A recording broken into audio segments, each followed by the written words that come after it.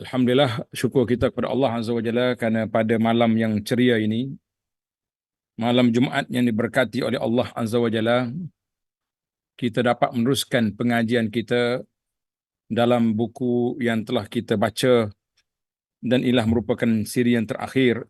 Nama dia Dunia Bukan Syurga. Nama kita ni Dunia Bukan Syurga. Maksudnya dunia ini hanya tempat persiapan untuk ke syurga biiznillah azza wa jalla. Tapi jangan kita selesa hidup seolah-olah kita dah duduk di syurga dah sekarang. Jadi kalau kita selesa macam ni, maka kita mengatakan kita di antara orang yang berat, kita punya kepahaman ataupun persiapan yang tidak ada. Sebab apa? Sebab kita ingat kita dah ready. Kita dah siap. Kita duduk kat sini je, tak pergi mana-mana. Maka itulah kepincangan yang berlaku sebab kita rasa kita sudah di sini. Maka dengan peringatan-peringatan yang diberi, dengan nasihat dan dengan tazkirah, dengan tausiah yang sentiasa diberi oleh para penceramah, para pendakwah, para muzakir, jadi kita sentiasa ingat, karena itulah pesanan Allah Azza wa Jalla dalam Al-Quran, wa zakir fa inna dzikra tanfa'ul mu'minin. Berilah ingatan kepada mereka, maka ingatan itu memberi manfaat kepada orang yang beriman. Mudah-mudahan dengan kita sentiasa berada dalam majlis ilmu ini, kita juga mendapat manfaat, menambahkan ketakwaan kita kepada Allah Azza wa Jalla dengan melakukan ketaatan dan kebaikan. Lebih-lebih lagi di saat kita hidup hari ini, banyak cobaan, banyak godaan, banyak ancaman terhadap kehidupan kita. Kita tak kata sekadar sebagaimana yang berlaku kepada sahabat-sahabat kita di Palestin saja, ancaman di sana, tapi ancaman kehidupan kita di sini dari sudut akidahnya, dari sudut banyak perkara akhlaknya, maka kita mengatakan ancaman itu lebih besar daripada ancaman yang melanda peperangan yang mematikan orang. Tapi ini juga tidak kurang besarnya dalam kehidupan kita beragama para jemaah sekalian. Jadi Alhamdulillah kita teruskan dalam muka surat yang ada kitab bab yang ke-11. Bab yang ke-11, bersangka baik kepada Allah Azza wa Jalla. Tajuk dianya bersangka baik kepada Allah Azza wa Jalla, ataupun dalam bahasa Arab dipanggil husnuzan billahi Azza wa Jalla. Ini yang penting bagi kita ni, sebab kita hidup ni ada dua kategori. Satu dia panggil husnuzan ketika kita sihat, satu lagi husnuzan ketika kita sakit, ketika kita sudah tidak ada lagi peluang untuk meneruskan kehidupan di atas dunia yang fana ini. Inilah yang kita takut, para jemaah, para pencinta ilmu, para pelajar sekalian. Jadi kita pergi ke muka surat 11, bab yang ke-11, muka surat 241, 240. Setiap manusia tidak terkecuali daripada persoalan. Apa soalan yang nak ditimbulkan itu? Apakah hakikat kejadian? Tidak kira jenis, bangsa dan kedudukannya. Masing-masing ada ujiannya. Kita juga hendaklah yakin bahawa segalanya datang dari Allah Azza wa Jalla dan berlaku dengan kehendak Allah Subhanahu wa Ta'ala. Kita rancang lain, tapi yang jadinya lain. Jadi jangan kita kata, oh aku nak lain, dia jadi lain. Itu semua perancangan Allah. Tapi sebagai seorang hamba Allah, kita kena merancang yang terbaik. Kita kena merancang yang terbaik, perancangan yang begitu rapi. Supaya apa? Supaya kita dapat kebaikan yang telah disediakan oleh Allah Azza wa Jalla kepada hamba-hambanya yang beriman, hamba-hamba yang taat, hamba-hamba yang mengikut apa yang diajar oleh Nabi sallallahu alaihi wasallam. Dalam masalah ini kita tengok kepada firman Allah Taala, auzubillahi minasyaitonir rajim, ma asaba min musibatin illa biiznillah wa man yu'min billahi yahdi qalbah wallahu bikulli syai'in alim. Tiadalah terjadi sesuatu bencana itu melainkan dengan kehendak Allah. Jadi semua benda tu mari dengan kehendak Allah Azza wa Jalla. Kita nak lari tak boleh. Tapi kita boleh berusaha untuk kita menyelamatkan diri kita, tapi jaminan selamat tidak ada. Jaminan selamat tak ada. Usaha kena ada, nak jamin tidak boleh. Jadi semua berlaku dengan kehendak Allah Azza wa Jalla, dan sesiapa yang percaya kepada Allah nescaya dipimpin oleh Allah. Di ayat ni besar. Wa man yu'min billah yahdi qalbah. Siapa dia beriman pada Allah Taala, Allah pimpin hati dia ke jalan yang diredai oleh Allah Azza wa Jalla. Itulah yang jadi matlamat kita, itulah yang menjadi harapan kita, itulah yang menjadi yang orang panggil cita-cita besar kita. Wallahu bikulli syai'in alim. Allah bagi tiap sesuatu itu maha mengetahui. Surah At-Taghabun ayat yang ke-11. Para jemaah sekalian, kalau kita di duduk negara Arab lah, surah At-Taghabun dipanggil suratul min suwaril maharib. Di antara surah yang selalu kedengaran di mihrab, mana imam selalu baca surah-surah yang pendek-pendek ni, dia panggil apa ni, al-mufassalat. Sebab ayat-ayat dia tidaklah panjang sangat dan isi kandungan dia lebih menyentuh kepada masalah hati, biiznillahi azza wa jalla. Dengan keimanan ini, maka ujian yang datang akan hanya menambahkan keimanan dan bukan sebaliknya. Jadi kalau kita dah yakin semua benda berlaku dengan kehendak Allah, semua benda berlaku dengan izin Allah azza wa jalla, maka pada ketika itu kita kena yakin bahawa kita tak boleh lari. Ujian menjadi medan jihad untuk menambah pahala dengan kesabaran. Jadi makin orang kutuk kita, kita dapat pahala free. Tapi sakit juga kepala. Itu lain mesti dah. Takkanlah free saja gitu nak dapat pahala. Semua perkara bila kita nak dapat apa-apa saja pun mesti ada susah, mesti ada perkara yang perlu dilalui. Dengan keimanan ini, maka ujian yang datang akan hanya menambahkan keimanan bukan sebaliknya. Ujian menjadi medan jihad untuk menambah pahala dan kesabaran. Dengan kesabaran, setiap manusia akan menerima ujian yang berbeza-beza. Ada orang diuji dengan penyakit. Allahu Akbar. Syafan Allah. Allah Ta'ala sembuhkan kita semua daripada segala penyakit. Ada penyakit yang pergi hospital sekali boleh sembuh. Ada yang penyakit seumur hidup makan ubat pun ada. Ujian rumah tangga, sama ada rumah tangga retak kerana sesuatu, ataupun anak isteri yang tak dengar nasihat juga berlaku. Kemiskinan, sihat tubuh badan, makannya pantang jumpa tapi miskin. Dia lain. Kita orang kaya pula, Allah, makan bukan pantang jumpa, pantang sungguh. Kan? Bukan pantang jumpa, dia panggil pantang sungguh. Sebab pantang sungguh? Sebab tak nak buat apa dia. Dia punya apa ni, semua benda kena pantang. Itu dia panggil pantang betul-betul pantang. Yang ada orang miskin pantang jumpa. Ada kecacatan, kesusahan, kemalangan dan pelbagai ujian lagi yang dapat dilihat di luar sana. Sebab itulah kita selalu di antara doa yang diajar oleh Nabi sallallahu alaihi wasallam supaya kita baca, Allahumma inna nas'alukal afwa wal afiyah fid dunya wal akhirah. Tulis doa ni, Allahumma inna nas'alukal afwa wal afiyah fid dunya wal akhirah. Ya Allah, berilah kepada kami kemaafanmu dan afiyah, keselamatan dan kesejahteraan. Sebab bila sejahtera, alhamdulillah, dunia kita pun tenang, di akhirat insya-Allah lagi aman. Sudah menjadi lumrah, manusia pula apabila diuji akan terasa kecewa dan keluh kesah. Ini dipanggil sunnatul hayah. Biasa dah macam tu. Kalau orang boleh sabar tu kira darjat tinggilah. Lebih malang lagi jika manusia mengambil sikap menyalahkan Allah. Na'udzubillah. Ana ada jumpa seorang budak. Dia mari, dia kata, Ustaz, kenapa saya ni diuji? Saya di antara saya jaga solat, saya jaga aurat. Adik-adik saya yang tak solat pun, yang tak jaga aurat pun sihat walafiat, tapi dia yang sakit. Kita kata jangan menyalahkan Allah. Allah nak angkat darjat awak.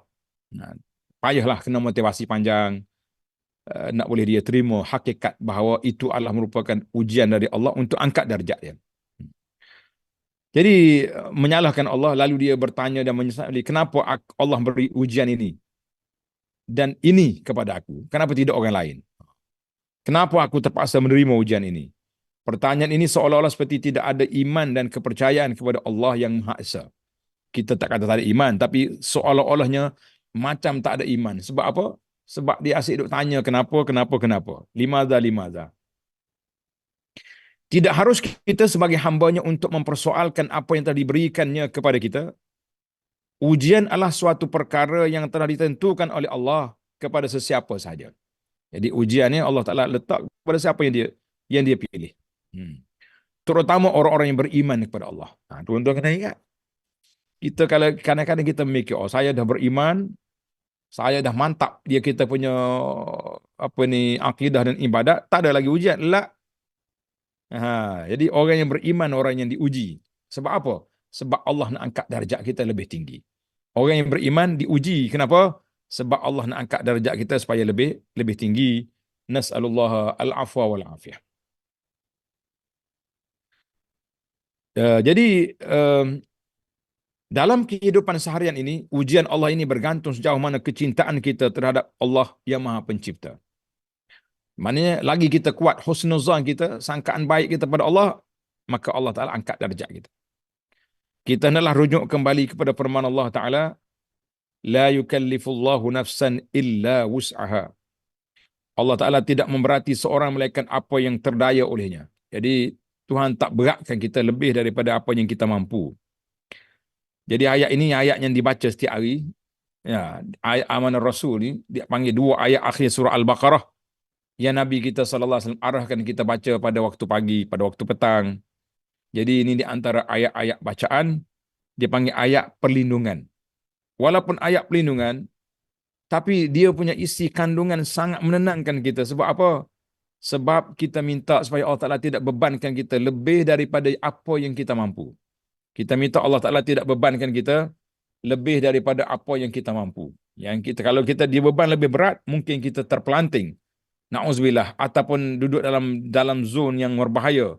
Sebab mungkin orang ini jadi kemurungan, stres yang melampau. Dan yang bahaya lagi mungkin terkeluar daripada agama. Itu lagi dahsyat. Wal'iyazbillah, kita minta berlindung Allah daripada perkara yang cukup berbahaya ini. Baik, ayat ini tuan-tuan teruslah sampai akhir. Yang kita naknya, Allah SWT dah janji bahawa dia tidak letak kepada seorang hamba itu lebih daripada apa yang mereka mampu. Di luar kemampuan tidak ada. Jadi dalam Islam ini, dia uji setakat mana keimanan orang itu. Maka kita hendaklah yakin dan beriman bahawa Allah Subhanahu Wa Taala sekali-kali tidak akan membebankan manusia. Dia kata Ustaz, macam mana tak beban? Kena solat, kena puasa, ada duit kena zakat, ada kota kena pergi haji, apa tak beban? Jadi dipanggil takalif. Maka dalam ini kita dah belajar, alhamdulillah sebuah buku yang saya usahakan baru keluar, nama dia Islam adalah cara hidup. Dalam tu kita cerita tentang keringanan. Islam itu dibina di atas al-yusr wa adamul haraj. Dibina di atas kemudahan dan tidak ada kepayahan atau kesusahan. Itu binaan agama Islam ini. Jadi kita jangan kata payah Islam begini. La, kita yang payah, bukan Islam yang payah. Tapi masyakkah itu ada dua. Satu dia panggil masyakkah yang melampau. Sama ada kita tak mampu nak buat ataupun kita akan terhalang daripada meneruskan ibadat. Maka itu dia panggil masyakkah yang teruk. Maka itu dilonggarkan. Satu lagi dia panggil masyakkah adiyah. Macam kita sekarang lah. Nak solat kena ada wudu, ada kala kena mandi. Kena buat mandi pula musim sejuk. Musim hujan ni. Kita di kawasan kita ni dah musim hujan ni, musim tengkujuh. Jadi orang yang duduk di kawasan ni okey je. Tempat sejuk ni. Duduk negara-negara sejuk ni. Macam mana dia nak solat? Jadi kita kata itu ujian masyakkah yang biasa. Itu para jemaah sekalian, itu dari sudut asasnya lah. Jadi cuma kita sebagai manusia perlu pandai dalam mengatasi setiap ujian dan dugaan dalam kehidupan. Allah ingin menguji setakat mana kebergantungan kita kepadanya. Jadi husnuzan, kita bergantung setakat mana dengan Allah. Apakah dengan ujian itu kita mendekatkan diri kepada Allah atau kita semakin jauh darinya? Ha. Jadi kita makin dekat kan makin jauh. Kenapa pula? Jadi ada orang bila diuji, Masya Allah, bersimpuh dia di hadapan Allah Azza wa Jalla pagi, petang, siang, malam, asyik-asyik duduk apa ni, duduk masjid je, duduk bermunajat saja. Ada orang bila dia diuji sakit, lari pula dia. Kita kata la. Jadi berbeza-beza setiap orang. Kita minta doa kepada Allah SWT supaya Allah Ta'ala letak kita dalam zon kumpulan yang sabar. Kita juga adalah husnuzan, dipanggil husnuzan, bersangka baik pada Allah. Yakin bahawa setelah kita ditimpa kesulitan, maka akan ada kemudahan. Inna ma'al usri yusra, inna ma'al usri yusra. Dua kali ulang. Allah Ta'ala ulang dalam surah kita. Inna ma'al usri yusra. Jadi surah ini dipanggil surah insyirah, surah tenang hati, surah lapang dada. Sebab tu Tuhan kata, susah diikuti dengan senang. Susah, payah diikuti dengan kemudahan. Jadi kita kena letak keyakinan di situ bahawa Allah Subhanahu Wa Taala yang maha bijaksana, yang maha kaya akan berikan kepada kita kesenangan, kemudahan dan keselesaan mengikut apa yang sesuai dengan kita. Maka bila ada susah akan ada kemudahan. Yakin setelah ditimpa kesulitan maka akan ada kemudahan. Segala kesusahan itu berganti dengan ketenangan, redha dan ikhlas dalam setiap apa yang berlaku dengan meyakini bahawa ketika sedang diuji, Allah sebenarnya ingin memelihara kita daripada keburukan yang lain. Kita kena ingatlah, ada kalanya orang ni diberi sakit, menyebabkan dia tak keluar rumah. Orang lain semua pergi. Tiba-tiba yang pergi itu ada musibah. Kita kata subhanallah. Itu dia panggil ni ada orang buat cerita, dia naik kereta, dia pergi nak pergi parking tempat tu tak boleh pergi. Kereta dia mati tengah jalan. Dekat je. Rupa-rupanya pokok di bawah tempat yang nak parking biasa tu nak tumbang. Kita kata Allahu akbar. Lepas pada tu baru kita sedar. Masya Allah. Tadi nak marah dah orang parking tempat kita. Rupa-rupanya nasib baik kita tak dia parking, kalau tidak kita yang dihempak pokok. Ni kita tak tahu. Apa yang Allah Ta'ala pilih kepada kita, mungkin tak dapat yang kita nak, tapi Allah tukar yang tidak baik, yang kita tak tahu apa perkara itu. Ini dipanggil tentang doa pun macam tu juga. Allah nak jaga kita daripada keburukan yang lain. Kita hendaklah yakin bahawa setiap kesusahan itu akan diakhiri dengan kebaikan. Seorang mukmin hendaklah bersangka baik kepada Allah Azza wa Jalla, dengan berfikiran positif bahawa apa saja yang menimpa diri kita akan menjadi kebaikan. Dalam sebuah hadis yang sahih dikeluarkan oleh Imam Muslim, Nabi bersabda, ajaban li amril mukmin. Nabi kata, pelik urusan orang mukmin ini pelik. Dan tidak ada urusan pelik ini kecuali kepada orang yang beriman, kepada orang yang mukmin saja. Apa dia pelik dia tu? Apabila Allah Ta'ala beri kepada dia kesenangan, maka dia syukur. Fakana khairan lahu. Itu lebih baik pada dia. Bila Allah Ta'ala beri kepada dia kesusahan, dia sabar. Fakana khairan lah. Maka itu yang terbaik bagi dia. Jadi kita hidup atas dunia dua ya, sama ada kita sabar atau kita syukur. Dia panggil sabar dan syukur. Bila kita dapat kesenangan, syukur. Dapat kesusahan, sabar. Sama juga bila kita dapat apa-apa kebaikan, kita syukur. Bila dapat benda tak baik, kita istighfar. Jadi kita ni di antara ibadat dengan dosa. Senang dengan bala. Jadi dua lah. Sama ada kita sabar dengan syukur ataupun sabar dengan istighfar. Jadi dua ni, dua acuan hidup orang mukmin. Nabi mengatakan pelik bagi orang mukmin itu. Jadi maka kita jadi manusia pelik. Hanya orang beriman betul-betul pada Allah Ta'ala, kita nampak dia tenang. Ada orang, Masya Allah, dia kanser tahap 4. Tapi dia merangkak ke masjid. Sampai orang masjid tak tahu. Tak tahu yang dia ni penyakit muzmin, penyakit lama ni. Sehingga dia masuk hospital, bila orang pergi ziarah dia, doktor kata nak ziarah pun tak boleh dah. ICU dah dia. Kita kata, Masya Allah, ada setengah orang ni sakit gigi pun orang tahu dah. Satu dunia sudah tahu dia sakit gigi. Sebab dia pelapor di Facebook dia yang menyebabkan semua orang boleh kesan, boleh tahu apakah kedudukan yang dia ada. Kita kata, Masya Allah. Baik para jemaah sekalian. Kadang-kadang Allah SWT takdirkan ujian dan dugaan untuk menyedarkan kembali jiwa-jiwa yang lalai. Ada kalanya orang ni lalai, lara, jauh daripada Allah Azza wa Jalla, maka Allah Ta'ala bagi ujian untuk menyedarkan mereka. Dan hati mereka yang terleka agar kembali semula kepadanya. Ada kala musibah itu terjadi untuk menyedarkan jiwa dan hati di atas perbuatan yang telah kita lakukan itu. Jadi dalam Quran Tuhan kata wa balawnahum bil hasanati was sayyiati la'allahum yarji'un.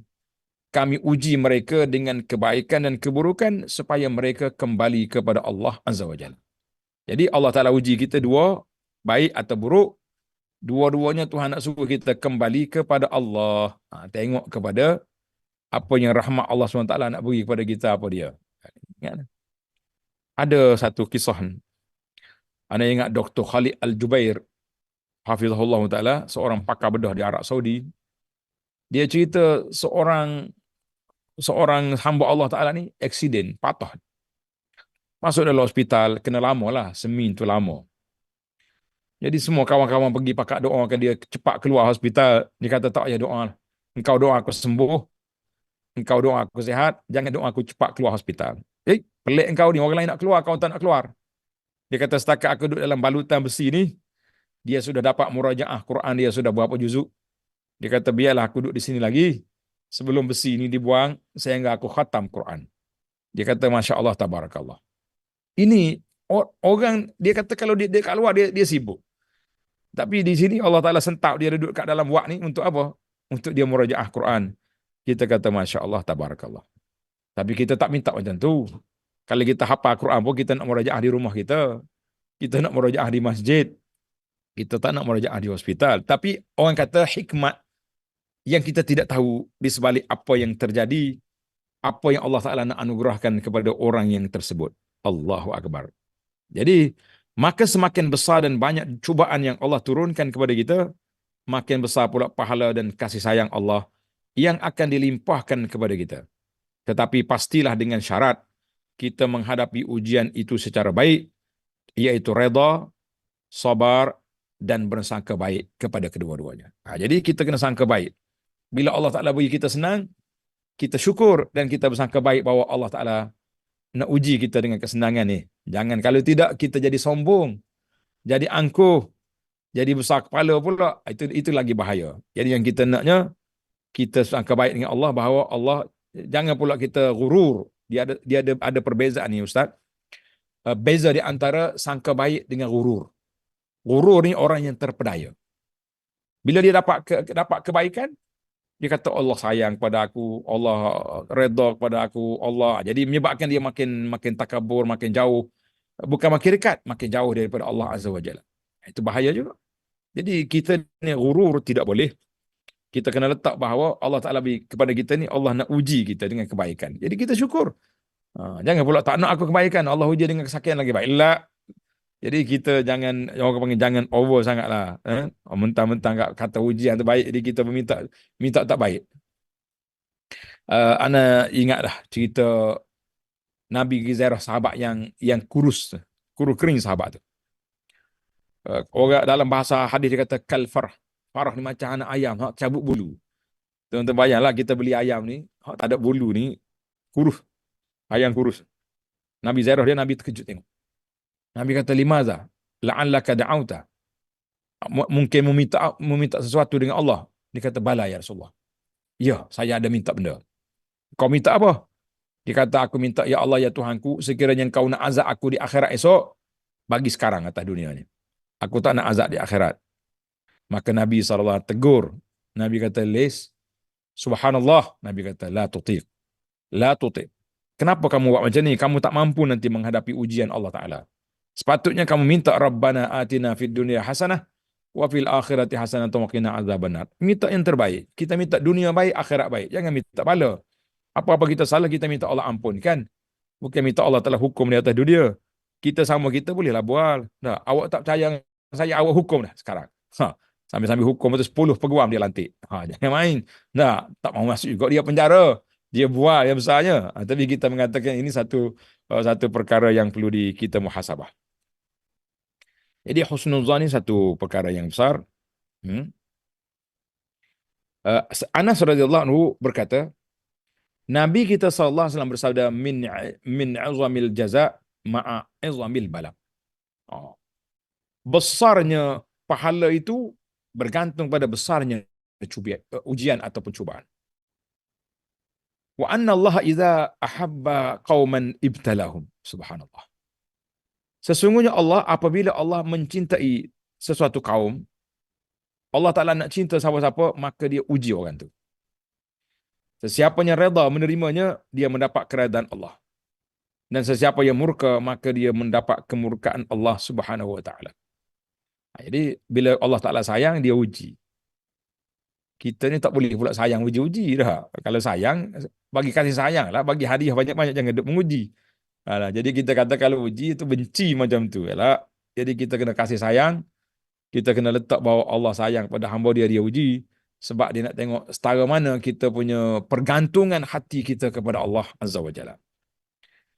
Baik, hadis ini rawahu Tirmizi dengan sanad yang hasan. Ujian Allah kepada manusia itu lebih ringan jika dibandingkan dengan ujian yang diberikan Allah kepada nabi-nabi. Allahu Akbar. Para anbiya lagi dahsyat. Ada yang digergaji kepala. Ada yang dihalau keluar negeri. Ada yang macam-macam. Dan orang-orang soleh yang terdahulu. Jadi kita ni orang soleh lagi kuat. Sedangkan mereka inilah hamba-hambanya yang disayangi. Serta yang bertakwa. Dan taat beribadat kepadanya. Kalau kita fikir dengan otak kita, orang ni tak patutnya langsung tak ada ujian. Seorang sahabat yang mulia, Sa'ad bin Abi Waqqas radhiyallahu anhu telah bertanya kepada Rasulullah sallallahu alaihi wasallam. Dia kata, ya Rasulullah, ayun nasi asyaddu bala'an. Siapakah manusia yang paling teruk diuji oleh Allah Ta'ala?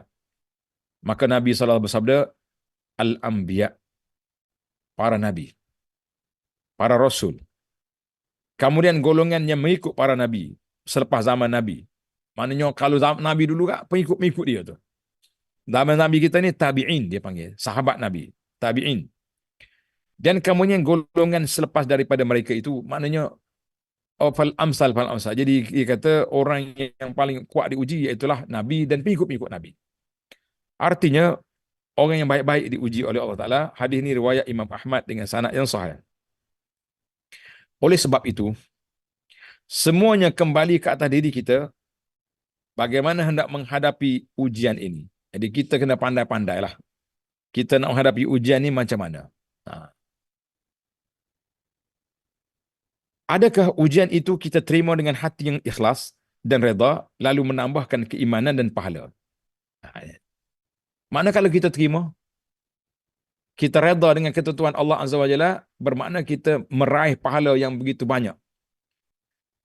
Ada kalanya isu-isu ujian ni, ujian kesakitan ataupun ujian fitnah, jadi banyak ujian. Bila kita reda, bukan reda dengan penyakit, kita reda dengan ketentuan Allah Azza wa Jalla. Orang Allah Ta'ala uji kita. Atau sebaliknya lalu menambahkan kekufuran, kufur nikmat dan dosa wal-iyazubillah. Jadi dua ya, kita ni sama ada tambah iman, tambah amal, tambah pahala, ataupun tambah maksiat, meningkatkan dosa. Sepatutnya kita perlu berfikiran lapang dan positif bahawa kita boleh menyelesaikan setiap ujian yang Allah berikan, kerana Allah tidak akan memberikan ujian di luar kemampuan hamba dia. Dia tengok level kita lah. Kalau kita tak kuat, dia bagi sikit. Kalau kita kuat, barulah dia bagi banyak. Jadi para jemaah sekalian, buku ni, tajuk yang kita ni ada ringkas. Jadi insya-Allah ana lengkapkan dengan perbincangan tentang tajuk kita ni, dia panggil husnuzan. Husnuzan mana bersangka baik kita dengan Allah Azza wa Jalla. Jadi bila kata husnuzan, ada sebuah hadis yang diriwayat oleh Abu Hurairah radhiyallahu anhu, sabda Nabi sallallahu alaihi wasallam, Allah Ta'ala berfirman dalam hadis kursi, ana inda zanni abdi bi. Allah kata, aku mengikut sangkaan hamba aku kepada aku. Hadis ini rawahul Bukhari wa Muslim. Riwayat Bukhari Muslim. Kata Al-Qadhi Iyad rahimahullah, Qadhi Iyad ni seorang ulama hadis. Dia kata makna dia, apa dia? Aku, Allah Ta'ala kata, aku ikut sangkaan hamba aku. Bila kita berdosa, kita istighfar, kita minta ampun, ya Allah ampunkan dosaku, maka Allah ampunkan. Bila kita bertaubat, Allah terima taubat. Bila kita berdoa, Tuhan terima doa. Maknanya kita jangan buruk sangka dengan Allah. Aku ni tak layak. Aku ni tak patut duduk kat sini. Aku kalau taubat pun Tuhan tak terima. Kenapa kita sekat pintu? Kenapa kita tutup pintu yang Allah Ta'ala buka luas? Jadi tak boleh. Salah kita apabila kita letakkan hak Allah Ta'ala dengan kepahaman kita. Kita kata Tuhan tak nak maaf aku sebab aku banyak dosa. La, kita kena letak kemaafan. Angka baik dengan Allah Azza wa Jalla. Maka di situ. Yang kedua, dalam ketika kita berdoa. Ketika berdoa, iaitulah kita kena yakin dengan pertolongan Allah, dengan janji Allah Ta'ala dalam surah Al-Baqarah 186, wa idza sa'alaka ibadi anni fa inni qarib ujibu da'watad da'i idza da'an. Allah kata, apabila hamba aku tanya tentang aku, ini hadis ni, ayat ini duduk di tengah-tengah ayat puasa. Pasal itulah ulama tadabbur kata ayat puasa bermula 183 berakhir dengan 187. Tengah-tengah tu keluar ayat ni, wa iza sa'alaka ibadi anni. Kalau hamba aku tanya tentang aku dekat. Maka ulama tadabbur kata ayat ini menunjukkan betapa kita kena yakin husnuzan kita kepada Allah bahawa Allah Taala akan perkenankan doa kita. Akan perkenankan doa kita sebab Allah janji. Tetapi ada kalanya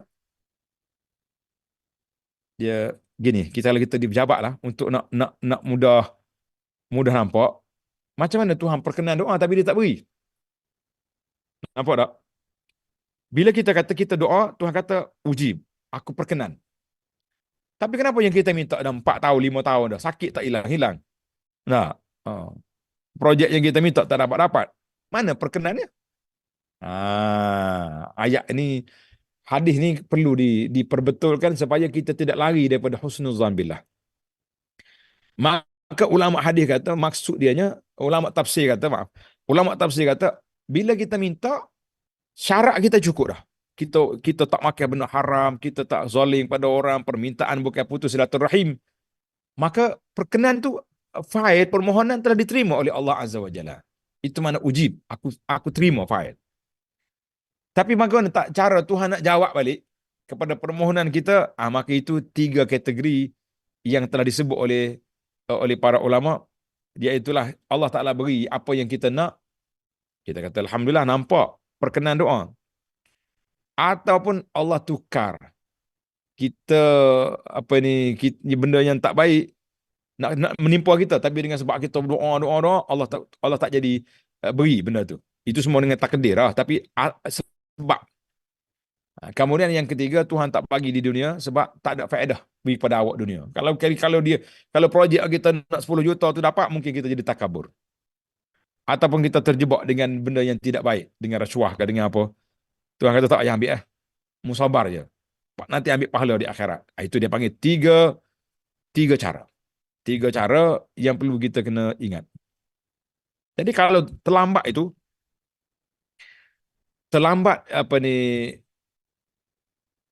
kita Allah Ta'ala terima, dia ada kalanya, dia ada waktu. Doa ni ada waktu. Mustajab, terima dah, coba permohonan itu diberi itu lambat. Dalam hadis Nabi SAW, jadi riwayat oleh Imam Bukhari dan Muslim dari Abi Hurairah radhiyallahu anhu, qala Rasulullah sallallahu alaihi wasallam, yustajabu li ahadikum ma lam ya'jal. Nabi kata akan dimustajabkan doa seorang kamu selama dia tidak gopoh. Baru sekali pergi Mekah doa kat Kaabah. Naik atas bukit. Bukit apa tu? Bukit Jabal Rahmah lagi naik. Melambai-lambai kat sana-sana. Tak dapat-dapat juga Ustaz. Maka Nabi kata akan diperkenankan malam ya'jan selama dia tidak gopoh. Yaqulu da'autu falam yustajab li. Aku dah doa beberapa kali tak mustajab. Maka itu dia kata sebab tidak mustajab doa tu kerana kita gopoh nak cepat. Tuan-tuan baca dalam buku sejarah. Doa Nabi Musa AS dengan binasa Fir'aun ahli tafsir kata 40 tahun. Doa Nabi Musa supaya binasanya Firaun 40 tahun kemudian baru binasa. Sebab itu kuasa Allah Taala. Tuhan nak dengar rintihan kita, Allah nak dengar rayuan kita, maka dia letak lagi kita berdoa, kita doa, kita doa sehinggalah sampai kepada masa yang dijanjikan oleh Allah Azza wa Jalla. Kemudian satu lagi, mungkin doa yang kita minta tadi dengan apa? Dengan perkara yang ada halangan. Apa di halangan? Kita minta benda yang tidak elok. Contohnya dalam Abi Sa'id Al-Khudri meriwayatkan hadis, "Ma min muslim yad'u bi da'watin laisa fiha ithmun wala qati'atu rahimin." Kalau dia berdoa, dia tak ada doa ni bukan doa maksiat. Kita minta benda yang diredai oleh Allah Azza wa Jalla. Kita juga tidak minta qati'atur rahim untuk memutuskan silaturahim sama-sama kita. Ni ada orang tanya lah Ustaz. Dia kata kita doa dekat Yahudi, kat Palestin tu macam mana? Bukankah doa supaya kebinasaan mereka? Jadi itu dia panggil kunut nazilah ni bukan dibaca kepada semua orang. Kunut nazilah ni dibaca kepada orang yang tertentu saja. Sebab itulah anak beri panduan kepada imam-imam yang berdoa kunut ni. Kita kata jangan terus baca, dia angkat tangan terus, Allahumma alaika bil apa ni, Allahumma inna najaluka fi nuhuri a'daina. Siapa dia musuh awak? Kadang-kadang musuh dia tu orang sebelah rumah dia. Dia kita kena spesifik. Kita mula dengan Allah Ta'ala, tolonglah hamba-Mu di Palestin. Ya Allah, berilah hukuman ke atas Yahudi yang khianat pada mereka. Barulah mari naj'aluka fi nuhurihim, kami takkan engkau ni kuasa-Mu ke atas puak-puak Yahudi yang jahat. Dia jangan doa open terbuka gitu, nanya mati habis puak-puak yang tidak jahat pula. Jadi susah.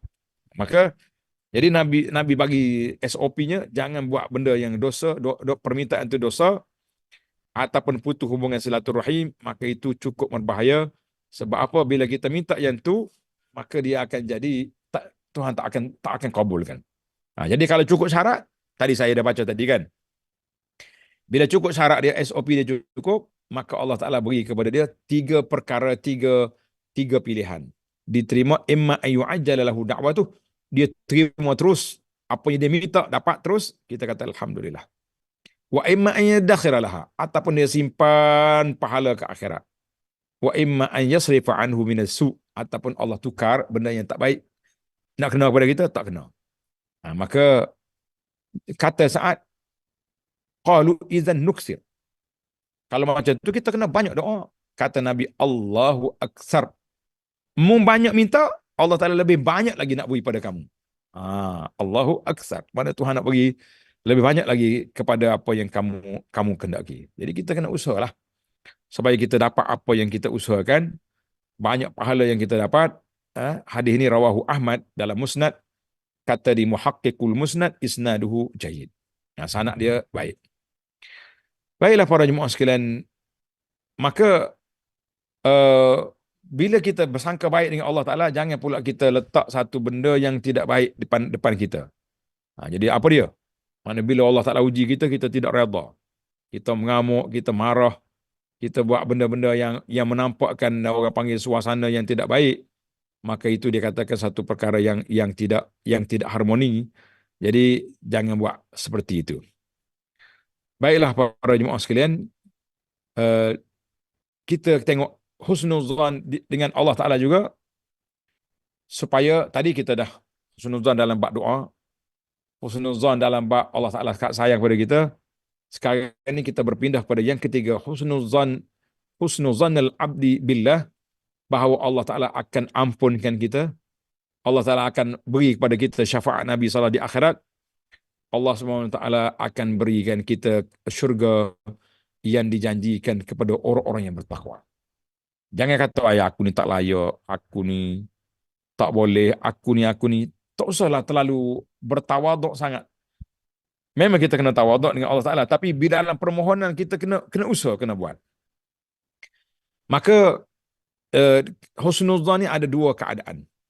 InsyaAllah kita bagi dua kategori. Kategori yang pertama, waktu dia sihat, gagah perkasa, orang panggil tengah sedang boleh bekerja, dan dia boleh ke sana ke sini, maka Husnuzan di sini dia kena pasang dengan satu lagi sifat, nama dia al-khauf min azabillah. Sifat takut kepada Allah Azza wa Jalla. Kita husnuzan bahawa Allah Ta'ala itu maha pemurah, maha penyayang, memberi kasih sayang kepada hamba dia. Tapi jangan ambil separuh. Kalau ambil separuh ni, kita akan jadi seperti apa yang berlaku seminggu dua ni. Nah, ada orang pergi maksiat, tempat maksiat, tempat pesta maksiat lah kita panggil. Senang gitu. Tapi dia bangga sebab dia solat di situ. Siap ambil gambar lagi dia tengah solat. Tengok aku pergi tempat macam ni pun solat juga. Kita kata tidak boleh macam tu.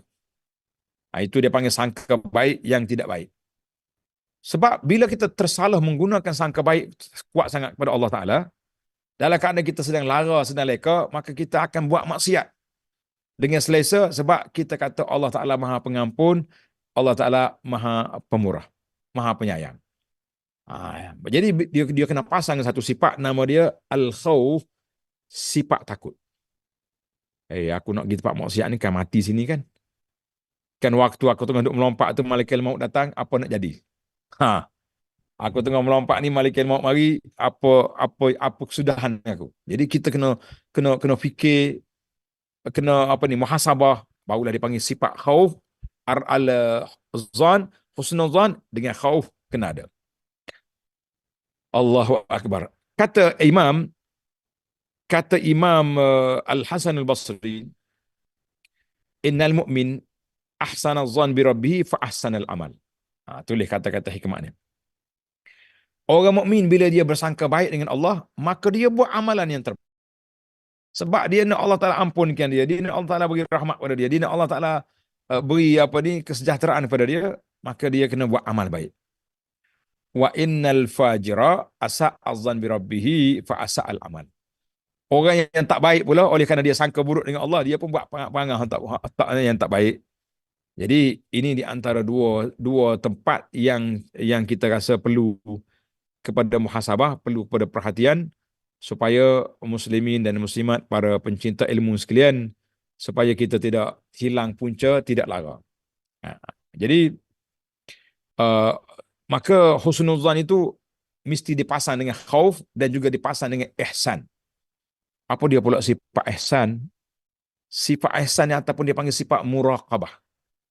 Kita belajar istilah tasawuf sikit ya. Sifat ihsan ataupun sifat muraqabah. Maknanya kita rasa kita duduk di bawah pemerhatian Allah Azza wa Jalla sentiasa. Mau nak gimana tu? CCTV Allah berjalan sekali dengan kita. Awak nak gimana? Aku nak pergi masjid. Nak pergi tempat yang baik. Majlis pengajian.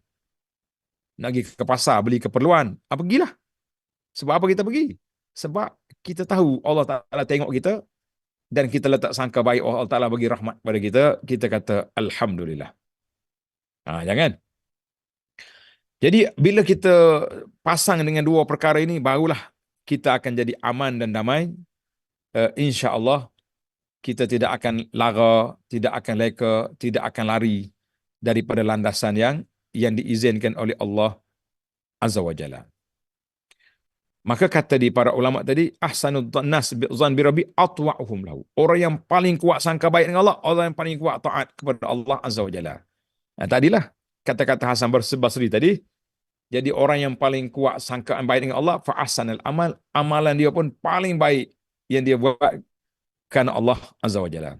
Maka jadi bila hati manusia ni yakin kepada Allah Azza wa Jalla, maka pada ketika itu dia juga yakin bahawa Allah Ta'ala sayang kepada dia, Allah Ta'ala beri kepada dia apa yang dia nak, maka insya-Allah dia akan selamat di dunia dan dia akan aman di akhirat nanti, insya-Allah. Jadi para jemaah sekalian, kata di Abu Umamah, ni ada cerita menarik. Abu Umamah Sahal bin Hadif, dia kata dia dengan Urwah ibn Zubair pergi ziarah Aisyah. Urwah ibn Zubair ni anak saudara Aisyah, anak kepada Asma. Jadi dia pergi rumah makcik dia, bebaslah sikit.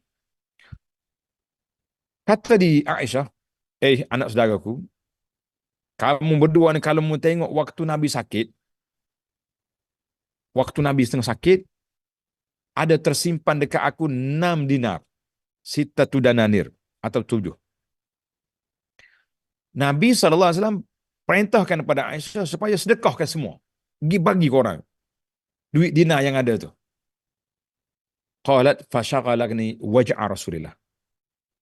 Takdir Allah Ta'alanya, oleh kerana aku duk layan Nabi, duk jaga Nabi, aku tak sampai hati nak keluar rumah, nak pergi bagi duit tu.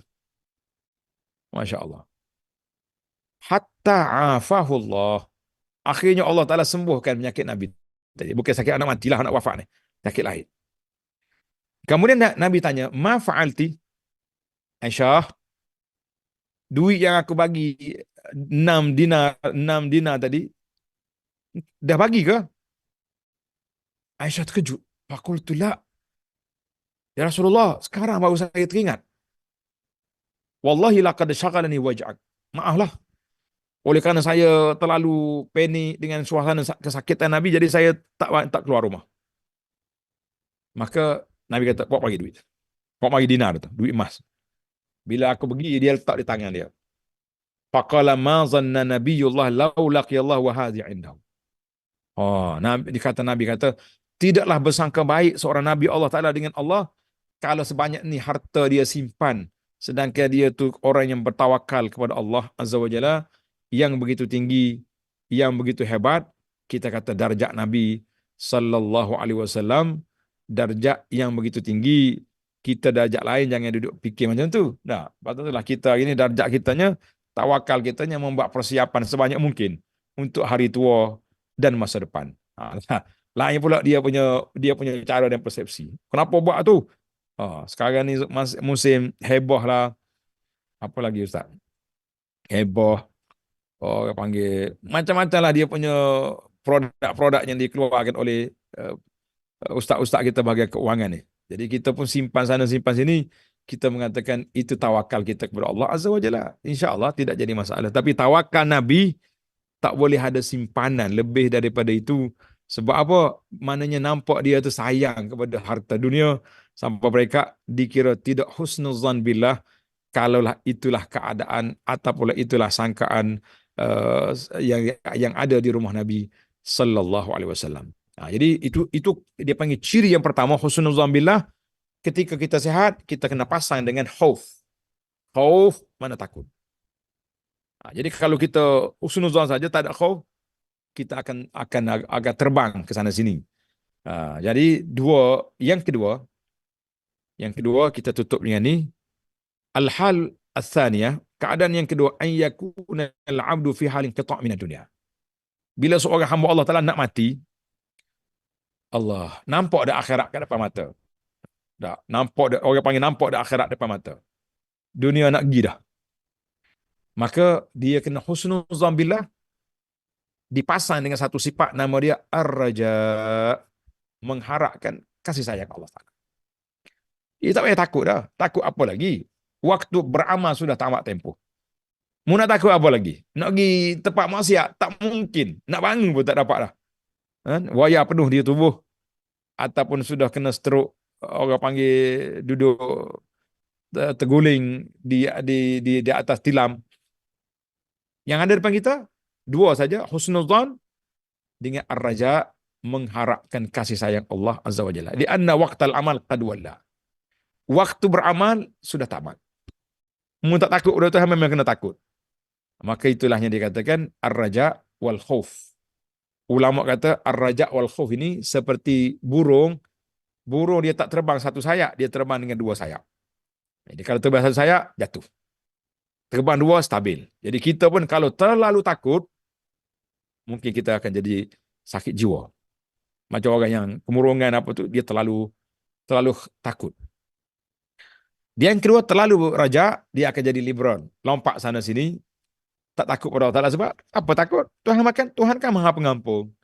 Allah kan maha penyayang. Dia letak situ, kita pun tak nak buat apa dah. Sebab apa? Sebab dia sudah ada prinsip dia sendiri. Baiklah. Kata Imam Nawawi rahimahullah ta'ala, makna husnuzan di saat kita nak mati di sini, bahawa seorang itu menyangka bahawa Allah Ta'ala tetap beri rahmat kepada dia, Allah Ta'ala maaf kepada dia. Jadi waktu kita sihat, kita takut. takut dan harap. Tapi waktu kita sudah sakit, maka mengharapkan lebih daripada takut. Kalau tidak, mungkin terjadi sesuatu yang tidak baik lagi. Jadi bila ada tanda-tanda kematian, maka dilebihkan perasaan mengharapkan ar-raja daripada perasaan takut, supaya kita tidak kecewa, kita nak bertemu dengan Allah Azza wa Jalla dalam keadaan itu. Jadi hadis Nabi SAW mengatakan, yub'atsu, setiap hamba itu dibangkit ala ma mata alaihi, dia mati di atas apa keadaan. Apa keadaan dia mati? Kalau dia mati dengan husnul khatimah, dia mati dengan husnul khatimah. Dia mati dalam keadaan dia sedang melakukan kebaikan, kita kata insya Allah tanda-tanda husnul khatimah berlaku pada dia. Confirm tak boleh. Ini kita kadang-kadang mudah confirm lah. Oh, saya tengok dia mati sedang solat, maka saya sahkan di sini dia sebagai ahli syurga. Jangan. Kita tak tahu lagi sahabat Nabi mati dalam peperangan. Kan hamba Nabi itu nama apa? Lupa dah. Dalam peperangan dia mati kena panah. Jadi sahabat-sahabat lain kata hani'an lahu al-jannah. Tahniahlah kepada dia sebagai ahli syurga. Nabi kata, "Mu tahu mana? Mana kau tahu dia ahli syurga? Walaupun dia mati dalam peperangan." Sebab ada sehelai kain syamlah yang diambil di Khaybar tu masih menyala dalam kubur dia. Kita kata subhanallah.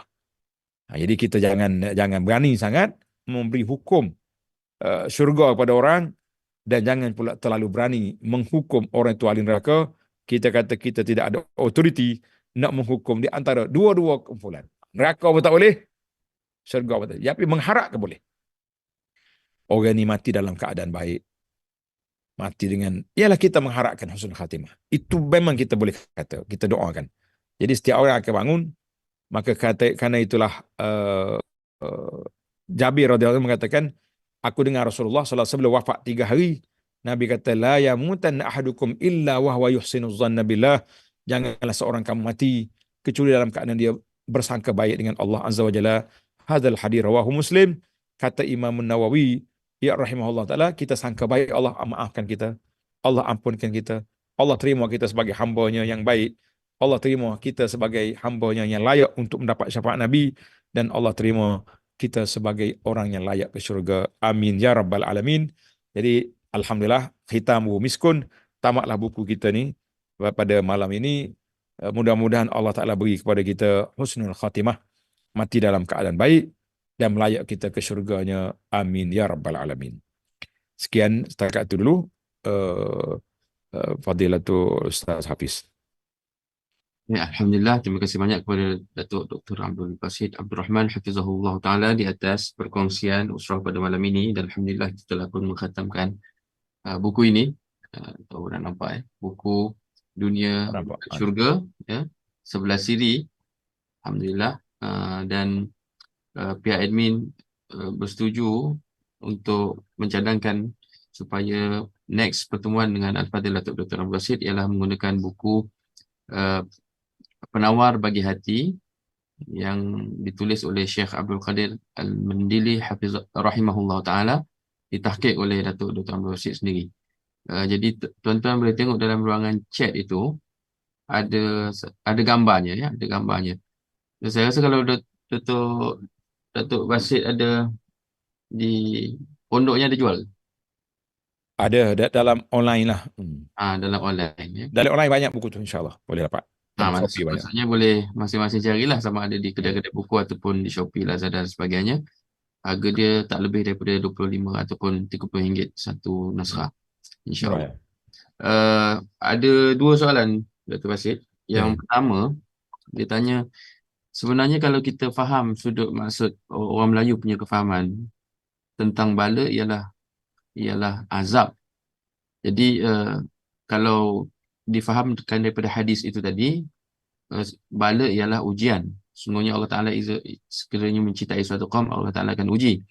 Jadi apakah ukuran ataupun prasyarat untuk menentukan sesuatu ujian itu dianggap sebagai azab ataupun sebagai suatu nikmat, Ustaz? Kita tengok kepada orang lah. Mana kalau orang tu orang yang baik, Allah Ta'ala beri ujian nak angkat darjat dia. Tapi kalau orang tu memang orang tak baik, Allah Ta'ala nak bagi kepada dia hukuman supaya dia sedar cepat atas dunia ni, ataupun dia mati cepat merehatkan orang lain. Itu dua keadaan. Kalau tu dalam hadis Nabi kata mustarih wa mustarah. Hmm. Ada orang tu rehat. Maknanya bila dia sakit, dia mati, dia rehat daripada azab dunia. Tapi ada orang bila dia mati, orang lain rehat daripada dia sebab dia tak baik, dia tidak baik.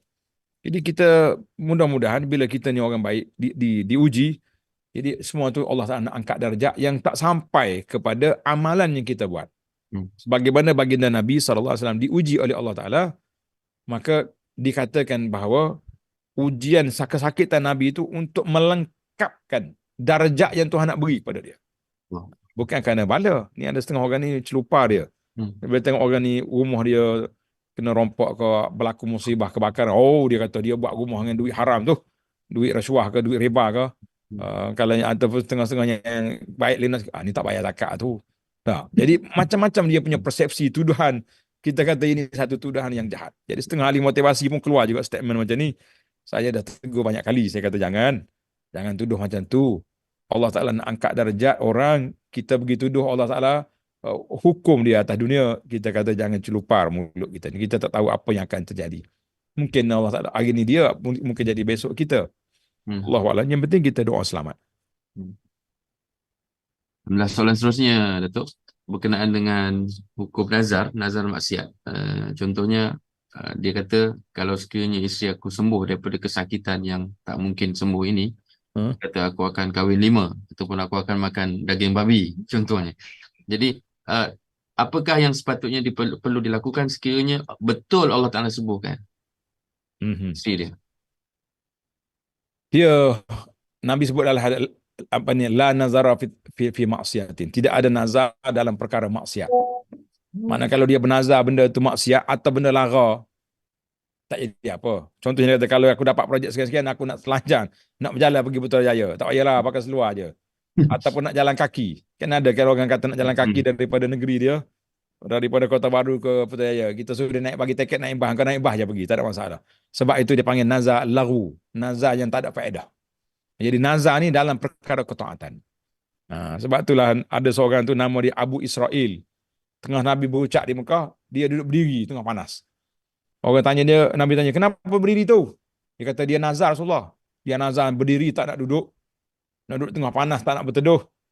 Dan dia nak berpuasa. Nabi kata suruh dia sudahkan puasa dia, suruh dia duduk, suruh dia berteduh. Yang dua tu lara. Sebab apa? Nazar yang tak ada faedah. Jadi nazar ni bukan untuk mengazabkan. Nazar fitta'ah saja, dalam ketaatan saja. Itu pun kalau orang Melayu ni, saya tak tahu ada nazar ke tidak Ustaz Hafiz. Dia kata, kalau aku dapat sekian, aku nak makan kambing. Dia tak kata wajib atas. Dia sepatutnya kalau nazar, dia kena kata wajib atas sembelih seekor kambing. Dia kata dia nazar nak makan kambing. Habis dia sudah dapat, dia pergi sembelih kambing, ditanya ustaz kata tak boleh makan. Kan undang-undang nazar ni memang tak boleh makan. Tak boleh makan nak kambing kita bernazar tu sebab dia niat wajib atasku. Ni dia bukan kata wajib atasku, dia nazar nak makan kambing. Kau kata tak boleh makan, habis sampai bila nazar dia nak selesai? Ini ustaz-ustaz kena orang tanya teliti kepada dia punya wording, dia punya nazar dia tu. Dia kata apa? Dia kata nak makan kambing. Saya nak buka rahsia, tak nak buka, tapi hukum kena buka juga. Kalau tidak, rugilah kita ustaz-ustaz ni. Melepaslah kepala kambing kan. Dia dapat tu projek, dia pun berhenti ke mana-mana, cari rutin tempayan, cicah kambing, sesat lah. Dia ni nak makan kambing, dah makan dah tu. Tu kata rugi ustaz tu. Kalau tidak, Ustaz Hafiz dia panggil lah. Dah, Ustaz Hafiz panggil doa kenduri kesyukuran, baca doa sikit, kita angkat kepala ke Ustaz. Dia rugi dia. Wallahualam. Alhamdulillah, terima kasih banyak kepada yang bahagia Datuk Dr. Abdul Basir Abdul Rahman Hafizahullah Ta'ala di atas jawapan dan juga perkongsian yang sangat bermanfaat pada malam ini. Mudah-mudahan kita dikurniakan ruang dan peluang lagi oleh Allah Ta'ala untuk kita sama-sama mengikuti pengisian usrah secara Zoom ini, yang sebenarnya kita mengucapkan terima kasih banyak-banyak kepada sponsor kita, Ingress ataupun Datuk Ramli dan juga timnya, kerana sepanjang lebih 3 tahun dan kita sudah pun hampir mengkhatamkan Al-Quran Al-Karim dengan bacaan pada setiap pertemuan ataupun setiap liqa itu satu ain ataupun satu maqra', dan mudah-mudahan ada kebaikan dan keberkatan yang Allah Ta'ala kurniakan kepada mereka yang melakukan kebaikan kerana Allah Subhanahu wa Ta'ala, insya-Allah. Jadi kita tangguhkan dulu Ustaz dengan bacaan doa ringkas daripada Al-Fadhil Datuk Dr. Abdul Basit. Bismillahirrahmanirrahim. Alhamdulillah. Wassalatu wassalamu ala Rasulillah nabiyina Muhammad wa ala alihi washabihi ajma'in. Ya Allah, ya Tuhan kami, pada malam yang diberkati ini, kami mohon dengan nama-Mu yang maha indah, dengan sifat-Mu yang maha tinggi, supaya Engkau berikan keampunan kepada kami, kepada dua ibu bapa kami, kepada guru-guru kami, dan kepada semua orang yang kami sayangi, yang sudah mati dan yang masih hidup. Ya Allah, curahkanlah rahmat-Mu kepada kubur dua ibu bapa kami, dan kubur orang-orang yang kami sayangi, serta jadikanlah kubur mereka taman-taman syurga, dan jadikanlah kubur kami setelah kami berada sana juga sebagai taman syurga, ya Rabbal Alamin. Serta hiduplah kami sebagai orang yang beriman, mencintai Al-Quran, mencintai sunnah Nabi SAW, dan mati kami dengan husnul khatimah. Allahumma khtim lana bi husnil khatimah. Allahumma khtim lana bi husnil khatimah. Ya Allah, berilah pertolongan kepada kami dan keluarga kami untuk sentiasa berada di atas jalan yang Engkau redai, mengikut sunnah Nabi SAW dan menjauhi segala perkara khurafat, bid'ah dan mungkar. Ya Allah, berilah pertolongan kepada saudara kami di bumi Palestin, di bumi Gaza yang sedang diancam dan diganyang oleh Yahudi Zionis yang jahat, yang membunuh mereka dan merampas tanah mereka, ya Rabbal Alamin. Ya Qawi ya Matin, ya Jabbar, ya Jabbar ya Muntaqim, ya Zal Jalal Ikram. Ya Allah, berilah pada kami juga pertolongan kepada kami. Lindungilah kami daripada kejahatan husad wal fusak, dan kejahatan orang-orang yang jahat yang ingin menjatuhkan maruah kami, memporak-perandakan kehidupan kami, merusakkan keadaan kami yang baik. Ya Allah, sekiranya mereka ingin meniat jahat pada kami, rudda kaidahu fi nuhurihim, kembalikanlah kejahatan itu ke atas kepala mereka. Ya Qawi ya Matin, ya Jabbar ya Muntaqim, ya Zal Jalal Ikram. Rabbana la tuzigh qulubana ba'da idh hadaitana wa hab lana min ladunka rahmah innaka antal wahhab. Rabbana atina fid dunya hasanah wa fil akhirati hasanah wa qina azabannar. Wa sallallahu ala nabiyyina Muhammadin wa ala alihi wa sahbihi ajma'in walhamdulillahi rabbil alamin. Wassalamualaikum warahmatullahi wabarakatuh.